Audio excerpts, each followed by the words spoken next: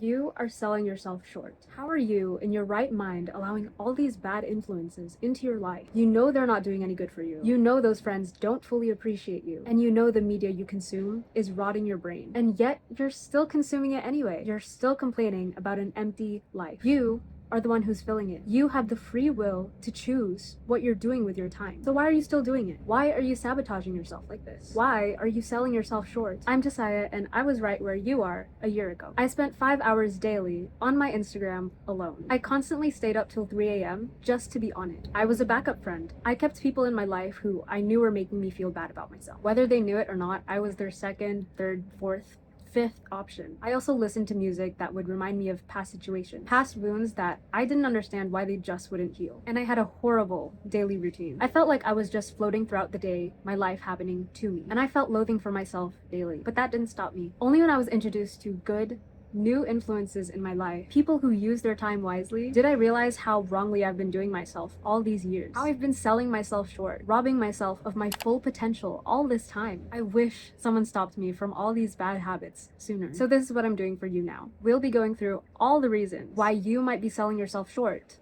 living unconsciously, and how exactly to get your life back. And if you like this kind of content, please subscribe so I'll know to make more videos like this. The comfort zone trap. Why people stay stagnant. Humans are wired to seek comfort and familiarity. Our brains crave what feels safe and predictable, which is why so many people end up stagnant without even realizing it. This is called the status quo bias. We prefer things to stay the same, even when change could be beneficial. There's also something called instant gratification, where we choose short-term pleasure over long-term growth. And this is exactly where social media traps us. It exploits the human psyche because these platforms are engineered to hijack our attention. The algorithms don't care about your personal growth. They only care about keeping you engaged. Every time you scroll, your brain gets a tiny hit of pleasure, making you crave more. Before you know it, minutes turn to hours. And the worst part, it feels effortless, and that's because it's designed to be. Think about this. Every moment spent mindlessly scrolling is time stolen from your potential. While you're caught in a loop, someone else is using that time to learn, create, and grow. Whether you know it or not, you're stealing that time away from yourself. And I don't blame you. Social media makes it very easy for us to do that, to sabotage ourselves in this way. So this is when you ask yourself, who really benefits from your endless scrolling? You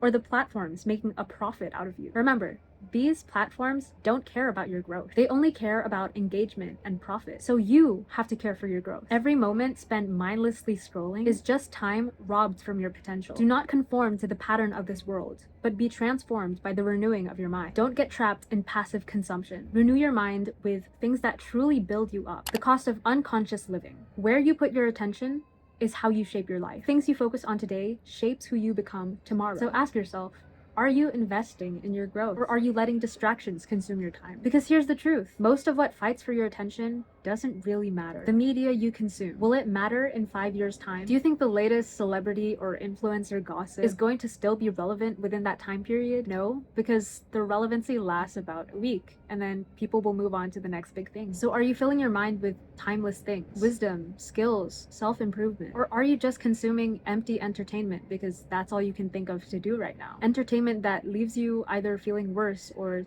the same. The same can be asked about the songs you listen to. If they're songs that just remind you of past situations that have really hurt you, take it from me, it's better if you cut that off immediately. After I cut off secular music, I realized I stopped thinking about those situations very easily because I cut off the source. Yes, the songwriting can be beautiful, but it's also really painful. You have to ask yourself what you would rather have in your life. Peace or reminders from the past that will just reopen wounds. So every second you spend scrolling, watching, or engaging with things that are ultimately either meaningless or detrimental to you, that's a second stolen from your growth, stolen from your healing. So the next time you catch yourself mindlessly consuming something, ask yourself, does this shape the person I want to become? Because if it's not, why are you giving it time in your life? Then let's look at friendships. Look through all of them and decide, does it make sense to keep this person in my life? Does the time I spend with this person align with how good of an influence they are on me, or how good of an influence I am on them? Is it really worth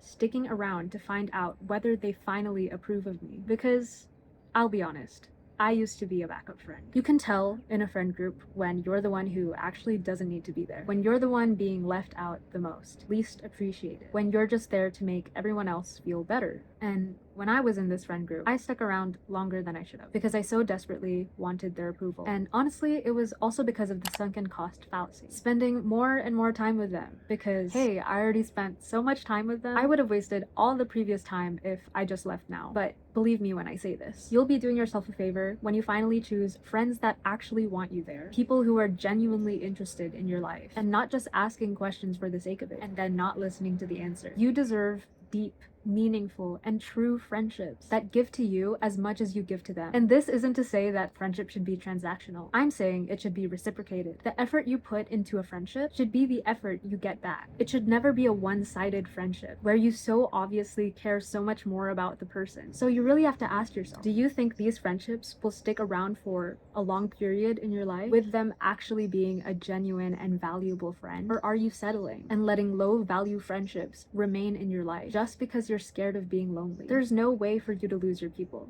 Your people will come to you. So if you're changing yourself for the sake of others' approval or compromising on your values just for their sake, please reconsider how much time you're spending with this person. Reconsider how much you let these friends and the media you consume, the songs you listen to, take up space. Above all else, guard your heart, for everything you do flows from it. Protect your heart and mind from distractions that don't serve your growth, because your brain is precious real estate. Every piece of content you consume, every lyric you listen to, they take up space. Every friendship you invest in will no doubt get a portion of your time and attention, and these things will either build you up or simply clutter your mind with noise. So decide, which is it? Now that you've decided what to keep in your life and what to throw away, yes, we're Marie Kondoing our lives. How do we take back control? How do we break free from passive consumption? Well, it starts with intentional choices. Everything you consume, what you watch, what you read, what you listen to, it's shaping you. So choose wisely.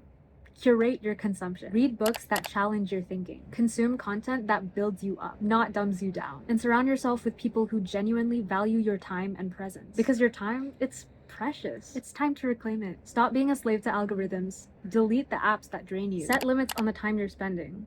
Don't just let social media or your emotions control it. Replace mindless scrolling with active learning, exercise, prayer, reflection, things that will actually nourish you. Most importantly, spend time in the Word. Reading your Bible isn't just about knowledge. It's about feeding your soul, not just your mind. Because the more you fill yourself with truth, the less space there is for distractions that don't serve you. Whatever is true, whatever is noble, whatever is right, whatever is pure, whatever is lovely, whatever is admirable, if anything is excellent or praiseworthy, think about such things. What we consume shapes us. So be intentional with what fills your mind. What are you choosing to fill it with today? Yes, start today, because your potential has been waiting for you. You can either choose to continue to spend your time wasting your life on things that ultimately won't matter, or you could get up and do what's actually good for you. Be very careful then how you live, not as unwise, but as wise, making the most of every opportunity because the days are evil. Use your time wisely instead of wasting on things that don't matter. Use your time to expand your mind. Challenge yourself,